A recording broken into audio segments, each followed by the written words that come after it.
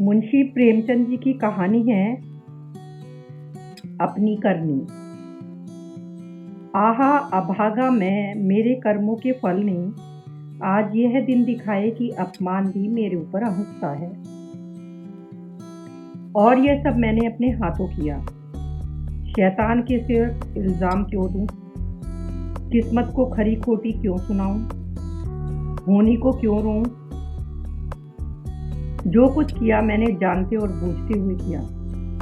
अभी 1 साल गुजरा जब मैं भाग्यशाली था, प्रतिष्ठित था और समृद्धि मेरी चेन थी। दुनिया की नेमतें मेरे सामने हाथ बांधे खड़ी थी। लेकिन आज बदनामी और कंगाली और शर्मिंदगी मेरी दुर्दशा पर आंसू बहाती है।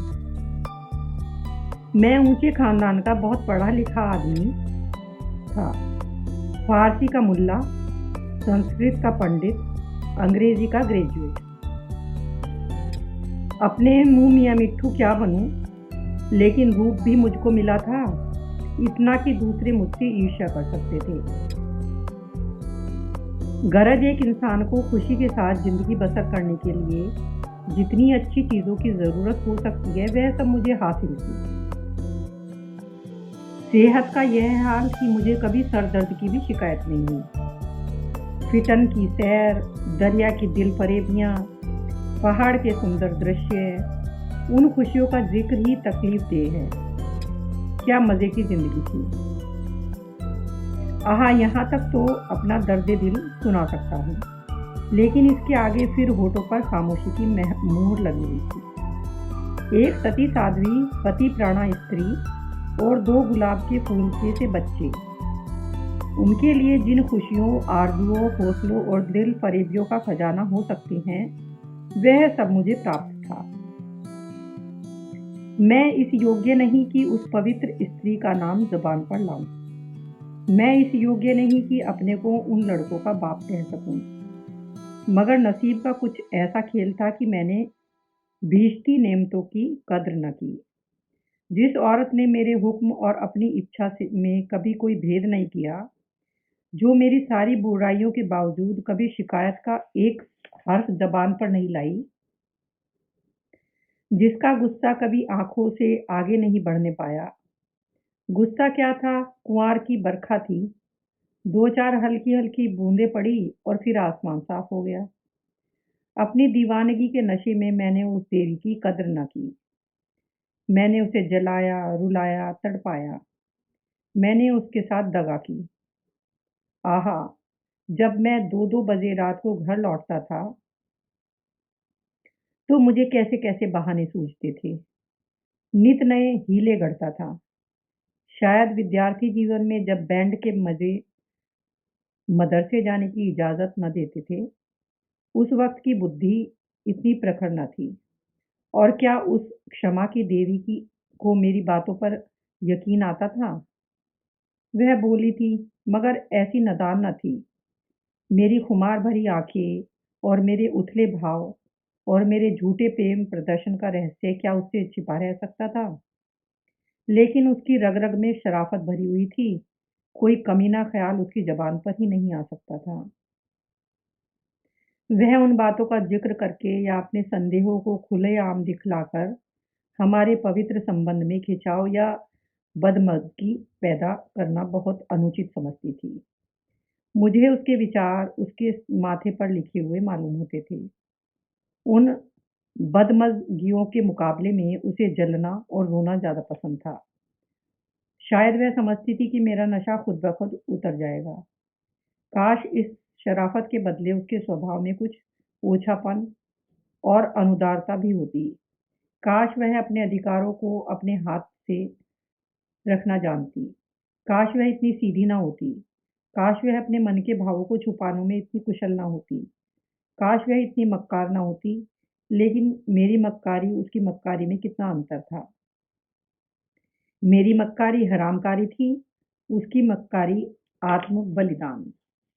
एक रोज़ मैं अपने काम से फुर्सत पाकर शाम के वक्त मनोरंजन के लिए आनंद वाटिका में जा पहुंचा और संगमरमर के हौज पर बैठकर मछलियों का तमाशा देखने लगा। एकाएक निगाह ऊपर उठी तो मैंने एक औरत को बेले की झाड़ियों में फूल चुनते देखा। उसके कपड़े मैले थे और जवानी की ताजगी और गर्व को छोड़कर उसके चेहरे में कोई खास बात न थी। उसने मेरी तरफ आंखें उठाई और फिर अपने फूल चुनने लग गई, गोया उसने कुछ देखा ही नहीं।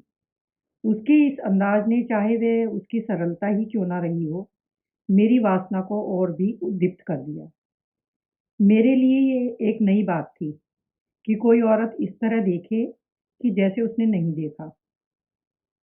मैं उठा और धीरे-धीरे कभी ज़मीन और कभी आसमान की तरफ ताकते हुए बेली की झाड़ियों के पास जाकर खुद भी फूल चुनने लगा। इस जुताई का नतीजा यह हुआ कि वह मालिन की लड़की वहां से तेजी से इस बाग के दूसरे हिस्से में चली गई। उस दिन से मालूम नहीं वह कौन सा आकर्षण था जो मुझे रोज शाम के वक्त आनंद वाटिका की तरफ खींच ले जाता। उसे मोहब्बत हरगिज़ नहीं कह सकते। अगर मुझे उस वक्त भगवान न करे उस लड़की के बारे में कोई शोक समाचार मिलता, तो शायद मेरी आंखों से आंसू भी न निकलते। जोगिया धारण करने की तो चर्चा ही व्यर्थ है। मैं रोज जाता और नए-नए रूप धरकर जाता। लेकिन जिस प्रकृति ने मुझे अच्छा रंग रूप दिया था, उसी ने मुझे वाचालता से वंचित भी कर रखा था। मैं रोज जाता और रोज लौट आता। प्रेम की मंजिल में एक कदम भी आगे न बढ़ पाता था। हाँ, इतना अलबत्ता हो गया कि उसे वह पहली सी झिझक न रही। आखिर इस शांतिपूर्ण नीति को सफल न होते देखकर मैंने एक नई युक्ति सोची। एक रोज मैं अपने साथ अपने शैतान बुलडॉग टॉमी को भी साथ लेता गया। जब शाम हो गई थी और वह मेरे धैर्य का नाश करने वाली फूलों से आंचल भरकर अपने घर की ओर चली, तो मैंने अपने बुलडॉग को धीरे से इशारा कर दिया। बुलडॉग उसकी तरफ बाज की तरह झपटा। फूलमती ने एक चीख मारी, 2-4 कदम दौड़ी और जमीन पर गिर पड़ी। अब मैं छड़ी हिलाता बुलडॉग की तरफ गुस्से भरी आंखों से देखता और हाय हाय चिल्लाता हुआ दौड़ा और उसे जोर से 2-3 डंडे लगाए। फिर मैंने बिखरे हुए फूलों को समेटा, सहमी हुई औरत का हाथ पकड़कर उसे बिठा दिया और बहुत लज्जित और दुखी भाव से बोला, यह कितना बड़ा बदमाश है। अब इसे अपने साथ कभी न लाऊंगा। तुम्हें इसने काट तो नहीं लिया?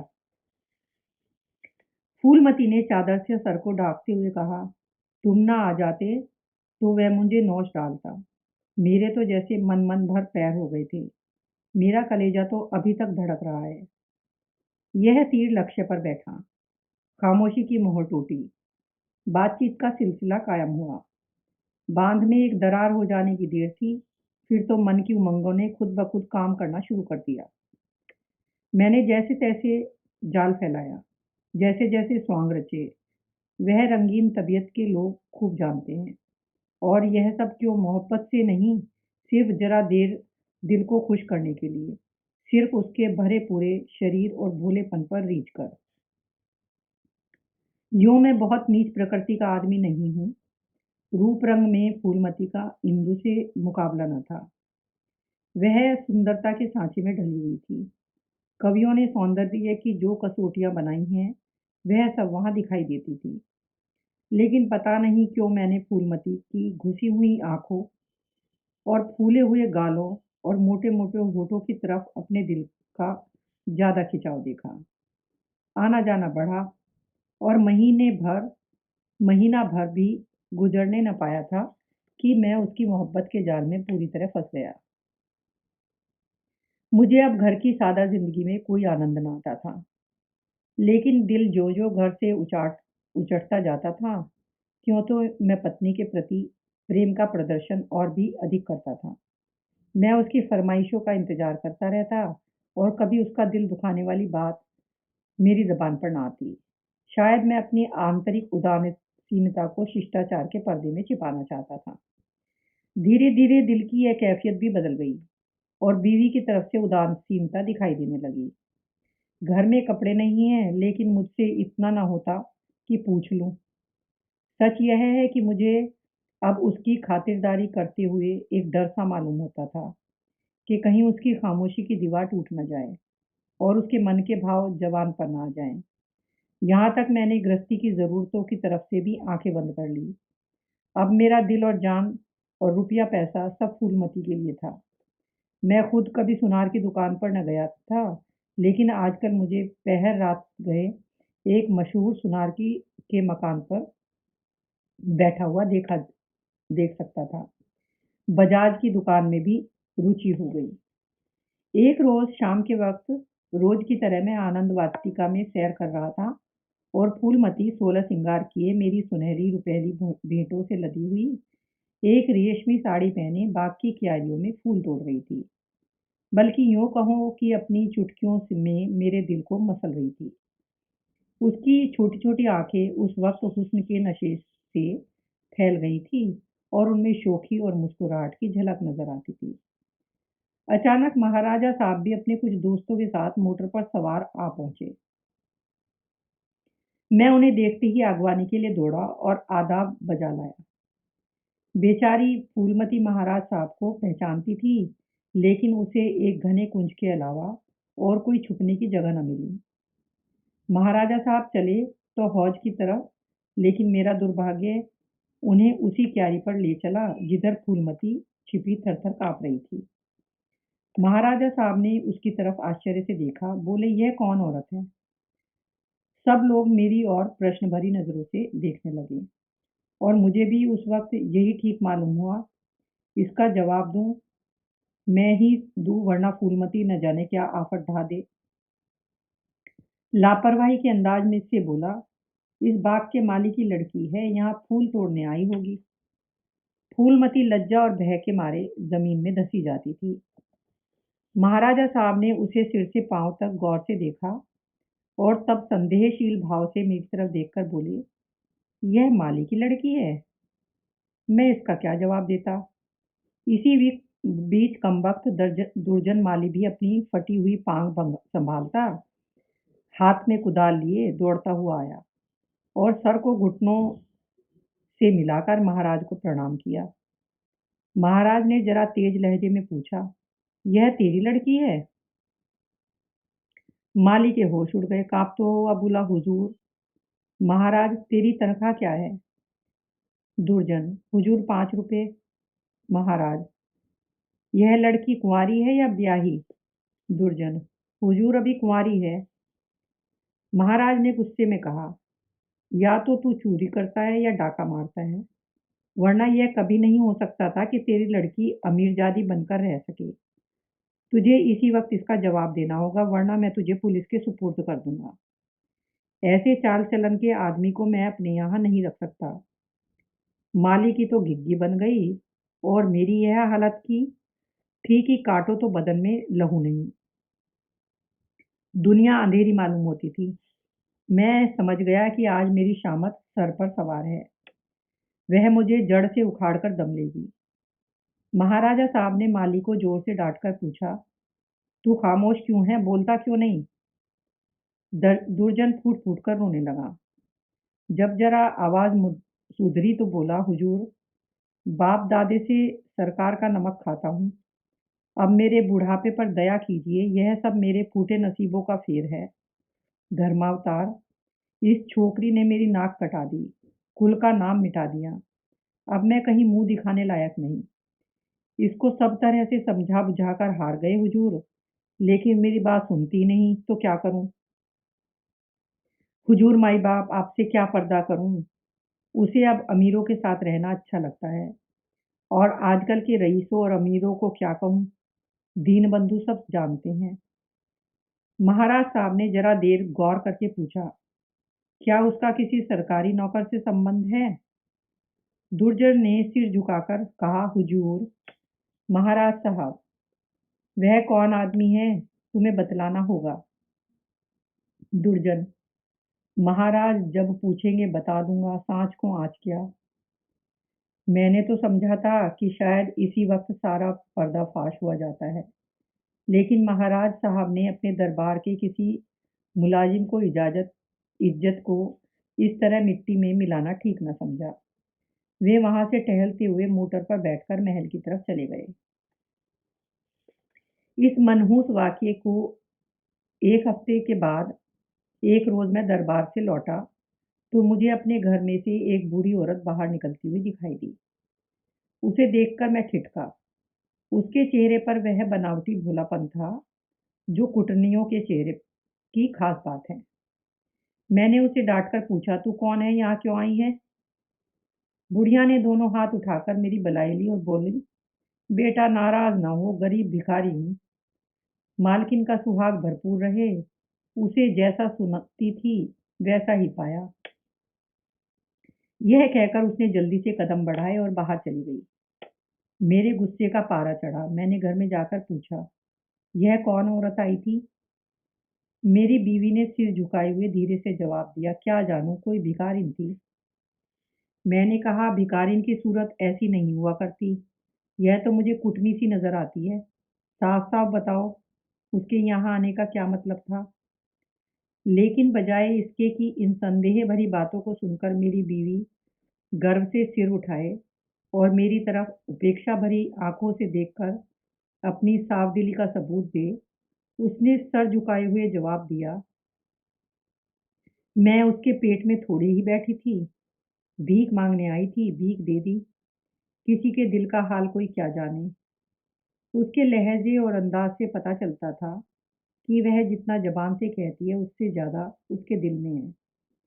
झूठा आरोप लगाने की कला में वह अभी बिल्कुल कच्ची थी, वरना तिरिया चरित्र की थाह किसे मिलती है। मैं देख रहा था कि उसके हाथ पांव थरथरा रहे थे।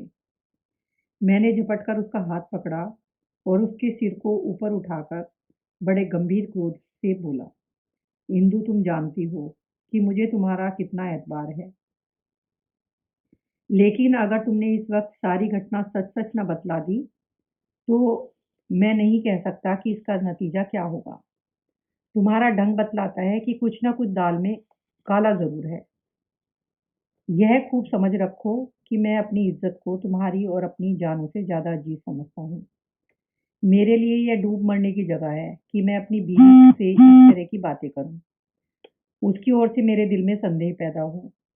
मुझे अब ज्यादा सब्र की गुंजाइश नहीं है, बोलो क्या बात है। इंदुमती मेरे पैरों पर गिर पड़ी और रोकर बोली, मेरा कसूर माफ कर दो। मैंने गरज कर कहा, वह कौन सा कसूर है? इंदुमती ने संभल कर जवाब दिया, तुम अपने दिल में इस वक्त जो ख्याल कर रहे हो उसे एक पल के लिए वहां न रहने दो, वरना समझ लो कि आज ही इस जिंदगी का खात्मा है। मुझे नहीं मालूम था कि तुम मेरी तरफ से ऐसे ख्याल रखते हो। मेरा परमात्मा जानता है कि तुमने मेरे ऊपर जो जुल्म किए हैं उन्हें मैंने किस तरह झेला है, और अब भी सब कुछ झेलने के लिए तैयार हूँ। मेरा सर तुम्हारे पैरों पर है, जिस तरह रखोगे रहूंगी। लेकिन आज मुझे मालूम हुआ कि तुम जैसे खुद हो वैसा ही दूसरों को समझते हो। मुझसे भूल अवश्य हुई है, लेकिन उस भूल की यह सजा नहीं कि तुम मुझ पर ऐसे संदेह करो। मैंने उस औरत की बातों में आकर अपने घर का सारा कच्चा चिट्ठा बयान कर दिया। मैं समझती थी कि मुझे ऐसा नहीं करना चाहिए, लेकिन कुछ तो उस औरत की हमदर्दी और कुछ मेरे अंदर सुलगती हुई आग ने मुझसे यह भूल करवाई, और इसके लिए तुम जो सजा दो वह मेरे सराखों पर। मेरा गुस्सा जरा धीमा हुआ, बोला, तुमने उससे क्या कहा? इंदुमती ने जवाब दिया, घर का जो कुछ हाल है, तुम्हारी बेवफाई, तुम्हारी लापरवाही, तुम्हारी घर की जरूरतों की फिक्र न रखना, अपनी बेवकूफ़ी को क्या कहूँ। मैंने उससे यहाँ तक कह दिया, इधर 3 महीनों से उन्होंने घर के लिए कुछ खर्च भी नहीं किया और इसकी चोट मेरे गहनों पर पड़ी। तुम्हें शायद मालूम नहीं कि इन 3 महीनों में मेरे 450 रुपये के जेवर बिक गए। न मालूम क्यों मैं उससे यह सब कुछ कह गई। जब इंसान का दिल जलता है तो जबान तक उसकी आँच आ ही जाती है। मगर मुझसे जो कुछ बता गई, जो कुछ खता हुई, उससे कई गुनी सख्त सजा तुमने मुझे दी है। मेरा बयान लेने का भी सब्र न हुआ। खैर, तुम्हारे दिल की कैफियत मुझे मालूम हो गई। तुम्हारा दिल मेरी तरफ से साफ नहीं है। तुम्हें मुझ पर विश्वास नहीं, वरना एक भिखारिन औरत के घर से निकलने पर तुम्हें ऐसे शुबहे क्यों होते? मैं सर पर हाथ रखकर बैठ गया। मालूम हो गया कि तबाही के सामान पूरे हुए जाते हैं। दूसरे दिन मैं ज्यों ही दफ्तर पहुंचा, चौबदार ने आकर कहा, महाराज साहब ने आपको याद किया है। मैं तो अपनी किस्मत का फैसला पहले से ही किए बैठा था। मैं खूब समझ गया था कि वह बुढ़िया खुफिया पुलिस की कोई मुखबिर है, जो मेरे घरेलू मामलों की जांच के लिए तैनात हुई होगी। कल उसकी रिपोर्ट आई होगी और आज मेरी तलबी है। खौफ से सहमा हुआ, लेकिन दिल को किसी तरह संभालते हुए कि जो कुछ सर पे पड़ेगी देखा जाएगा, अभी से क्यों जान दूं। मैं महाराज की खिदमत में पहुंचा। वह इस वक्त अपने पूजा के कमरे में अकेले बैठा हुए थे। कागजों का एक ढेर इधर उधर फैला हुआ था और वह खुद किसी ख्याल में डूबे हुए थे। मुझे देखते ही वह मेरी तरफ मुखातिब हुए। उनके चेहरे पर नाराजगी के लक्षण दिखाई दिए।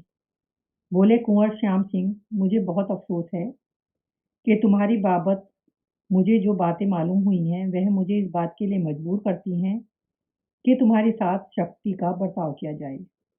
तुम मेरे पुराने वसीकादार हो और तुम्हें ये गौरव कई पीढ़ियों से प्राप्त है। तुम्हारे बुजुर्गों ने हमारे खानदान की जान लगाकर सेवा की है और उन्हीं के सिले में यह वसीका दिया गया था, लेकिन तुमने अपनी हरकतों से अपने को इस कृपा के योग्य नहीं रखा।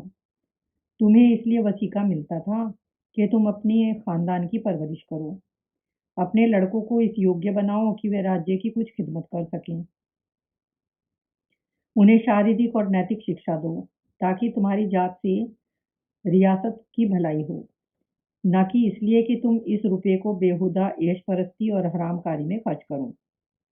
मुझे इस बात से बहुत ही तकलीफ होती है कि तुमने अब अपने बाल बच्चों की परवरिश की जिम्मेदारी से भी अपने को मुक्त समझ लिया है।